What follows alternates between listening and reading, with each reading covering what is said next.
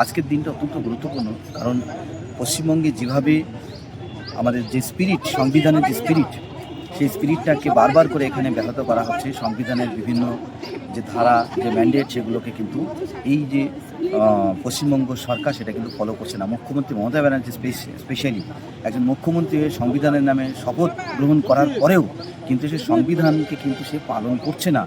সংবিধানে যে সমস্ত অর্গানগুলো রয়েছে, ইলেকশন কমিশন অফ ইন্ডিয়া থেকে শুরু করে জুডিশিয়াল অর্গান যেগুলো রয়েছে, এ কোনো কিছুকেই সে পালন করছে না।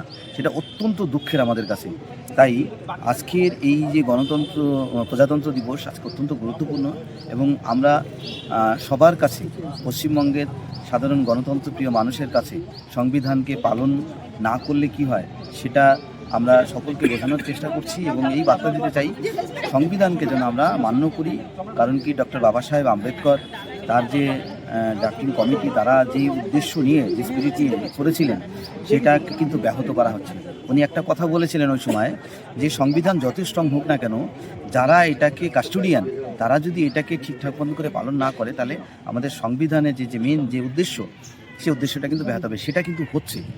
তো সেটা যাতে না হয়, তার জন্য আমরা সমস্ত মানুষের কাছে আবেদন করব যে সংবিধানের স্পিরিটটাকে যেন ফলো করা হয়। আজকে অত্যন্ত গুরুত্বপূর্ণ দিন। সাধারণ মানুষের যে গণতান্ত্রিক রাইট, সেই রাইটটাকে এরা যেভাবে খর্ব করছে, সেটা মোটেই কাঙ্ক্ষিত নয়। তাই আজকের এই প্রজাতন্ত্র দিবস অত্যন্ত গুরুত্বপূর্ণ।